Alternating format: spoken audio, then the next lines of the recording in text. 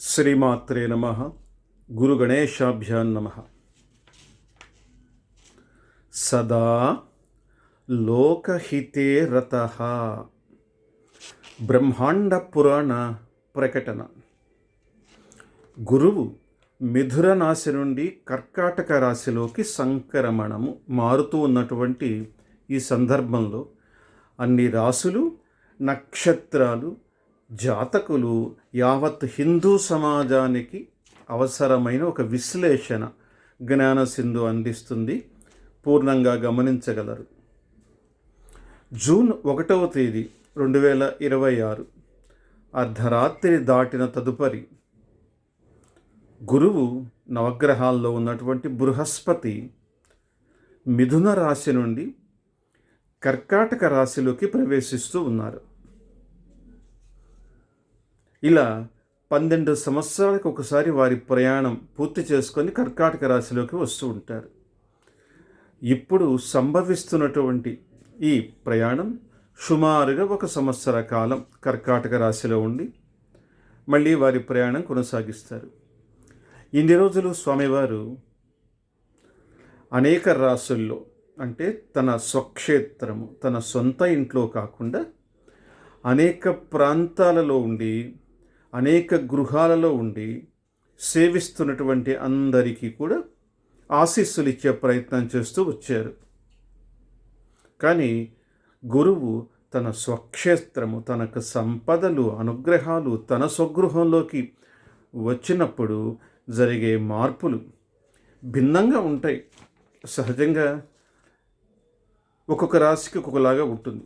ఉదాహరణకి ఇదే గురువు కొందరికి అష్టమంలో గురువు అవుతారు, మరి కొందరికి అర్ధాష్టమ గురువు అవుతారు, మరి జన్మల గురువు, ఇలా అనేకం ఉంటాయి. కానీ అది ఇక్కడ అప్రస్తుతం. ప్రస్తుత అంశం విశేష ధార్మిక సాధనలు. ఎందుకంటే మకరము అనేటువంటి లగ్నాన్ని కానీ రాశిని యావత్ భారతదేశానికి, అది యావత్ భారత ప్రజలకి, మన దేశానికి సంబంధించినటువంటి ఒక లగ్నంగా, రాశిగా చెప్పబడుతుంది పెద్దల చేత. ఇలా చూసినప్పుడు కర్కాటకంలోకి వారి ప్రవేశం, కర్కాటకం నుంచి ఈ మకరానికి వారికి సప్తమ స్థానం అవుతుంది. కాబట్టి గురువు యొక్క సప్తమ దృష్టి విశేషంగా హిందువులందరిపైన ప్రసారం కాబోతుంది. ఇది ఆధ్యాత్మిక సాధనకి చాలా విశేషమైన సమయం. అంటే చేసుకున్న వారికి చేసుకున్నంత పుణ్యం స్వామివారు తన స్వక్షేత్రంలో ఉండి ఇచ్చేటటువంటి ఫలితాలు అమోఘంగా ఉంటాయి. బ్రహ్మాండ పురాణంలో వారి నవగ్రహ పీడాహర స్తోత్ర మంత్రపూర్వక పారాయణ శ్లోకంలోని విషయాన్ని మనం ప్రారంభంలో ప్రకటించుకున్నాం. సదా లోకహితేరతః. ఎప్పుడు కూడా లోక కళ్యాణం కోసం ఆయన హృదయం తపిస్తూ ఉంటుంది గురువుది. అలాంటి బృహస్పతి స్వక్షేత్రంలో ఉంటే హిందువులారా గ్రహించండి, అడగాలే కానీ పుణ్యం చెయ్యాలా కానీ వరాలు పొందలేరా? కాబట్టి బాగా గ్రహించి ఎలా ప్రణాళిక వేసుకోవాలో అన్ని రాసులు, అన్ని నక్షత్రాల వారు ఆధ్యాత్మిక సాధనలకి గురువు సత్ఫలితాలు శీఘ్రంగా అందిస్తారు.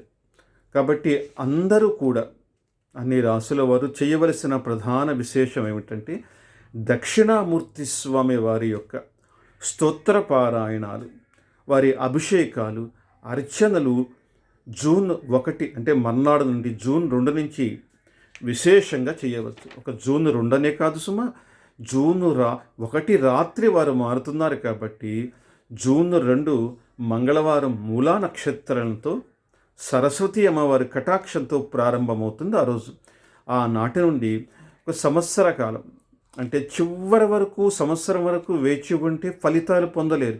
ప్రారంభం నుండే ఈ ఆధ్యాత్మిక సాధనలు ప్రారంభిస్తే దీక్షలు చేసేవారు దీక్షలు, క్షేత్రాలకు వెళ్ళి వసించేవారు క్షేత్రాల్లో ఉండటం, యజ్ఞ యాగాది క్రతువులకి సేవ చేసేవారు, అనుసరించేవారు, దేవాలయాల సేవలు, ముఖ్యంగా భగవత్పాద ఆదిశంకరాచార్య స్వామివారు స్థాపించినటువంటి ఆమ్నాయ పీఠాలు. మనం దక్షిణ భారతంలో ఉన్నామనుకోండి, కంచి, శృంగేరి పీఠాలను దర్శించటం, లేదా ఆ పీఠాలు అనుసరిస్తున్నటువంటి దేవాలయాలు మన గ్రామాల్లో పట్టణాల్లో ఉంటే అక్కడ సేవ చేయటం. ఏ పట్టణమైనా ఏ గ్రామమైనా ఆఖరికి ఏ దేవాలయమైనా గ్రామ దేవతల దగ్గరికి వెళ్ళైనా ఎంతో కొంత సేవ చేస్తూ అక్కడ పారాయణాలు, భజనలు, అర్చనలు చేస్తున్నటువంటి వారికి సంపూర్ణ సత్ఫలితాలు. గురువు ఇందాకే చెప్పుకున్నాం, నిరంతరం లోకహితాన్ని కోరేటటువంటి ఏకైక గ్రహం. జ్యోతిష్శాస్త్రం పరిచయం ఉన్నటువంటి లేదు నిత్యం ఇలాంటి అంశాలు వింటున్న వాళ్ళు, ఖగోళ జ్యోతిర్విజ్ఞాన అంశాలు, గురువు వక్రీకరణలన్నీ ఇవన్నీ వింటూ ఉంటారు. బృహస్పతి కర్కాటకంలో అక్టోబర్ ఆఖరికి సింహంలోకి ప్రవేశిస్తారు. కొంతకాలం అక్కడుండి మళ్ళీ తిరిగి కర్కాటకంలోకి వస్తారు అతిచారం చేత వెళ్ళి. వారు ఎక్కడున్నా కూడా ఎలా ఉన్నా హిందువులందరూ మరొక్కసారి గుర్తుపెట్టుకోవలసింది, విశేషంగా దాన ధర్మాలు, యజ్ఞ యాగాది క్రతువులు, సాధనలు చేయటం చేత అందరికీ అత్యంత సూక్ష్మమైన సరళమైన సాధనలు ఏమిటంటే దేవాలయాలు దర్శించటం, వేద పాఠశాలలు, బ్రాహ్మణ వేద పిల్లలకి కించిత్ సహకారము, సహాయం అందించటం, ఇవన్నీ గురుబలాన్ని బాగా పెంచుతాయి. ఇంకా విశేషం ఏమిటంటే ఎక్కడైనా శక్తి ఉన్నవాళ్ళు యజ్ఞయాగాలు జరుగుతున్నప్పుడు భూరి దానాలు ఇవ్వటం, లేదు తెలిసినంత ఉన్నంతలో శక్తి మేరకు మనం ఉన్న గ్రామంలో ఒక అమ్మవారికి సంబంధించిన దేవాలయానికి శ్రేష్టమైనటువంటి ఆర్గానిక్ పసుపు 50 గ్రాములైన ఒక ప్యాకెట్, కుంకుమైనా కొంచెమైనా తీసుకువెళ్ళి అర్చనలో ఇవ్వటం అక్కడ, ఇవన్నీ కూడా విశేషమైన ఫలితాలు ఇస్తాయి సుమా.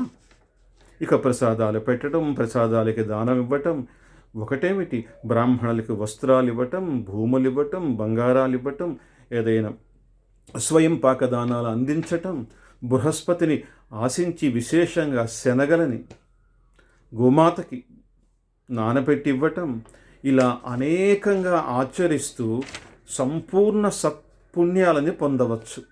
మంచి అవకాశం హిందువులకు ఎవ్వరూ మిస్ అవ్వకండి. ఈ సందర్భంలో నవగ్రహ బాధలు ఉంటే మీ స్థానిక పండితులను సంప్రదించి మీరు జపాలు చేయించుకోండి. మీకున్నటువంటి ఇష్టకామ్యములు ఇప్పుడే అర్చించండి. ఓ సత్యనారాయణ స్వామి వ్రతం కానీ, ఒక శివాభిషేకాలు కానీ, ఇలా మీకు అవకాశం ఉన్నంత, ఎంత ఆచరిస్తే అంత చేసుకున్న వారికి చేసుకున్నంత అని కదా శాస్త్రం.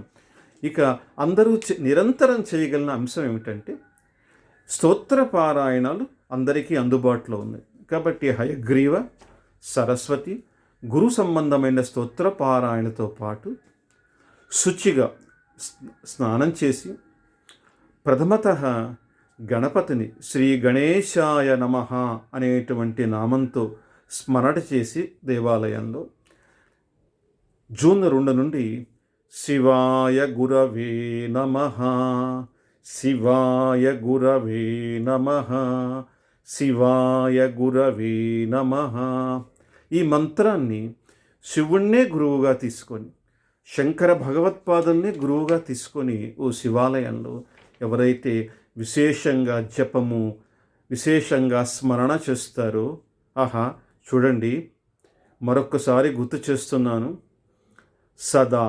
లోకహితేరతః, శాస్త్రాలు అన్నీ పరిశీలించి తంత్ర గ్రంథాలు, శాస్త్ర గ్రంథాలు, ఖగోళ జ్యోతిర్విజ్ఞాన గ్రంథాలు అన్నిటిలోని సారాన్ని మీకు సరళంగా అందిస్తున్న జ్ఞానసింధు లక్షణంగా వినియోగించుకొని సత్పుణ్యాన్ని బాగా పొందండి.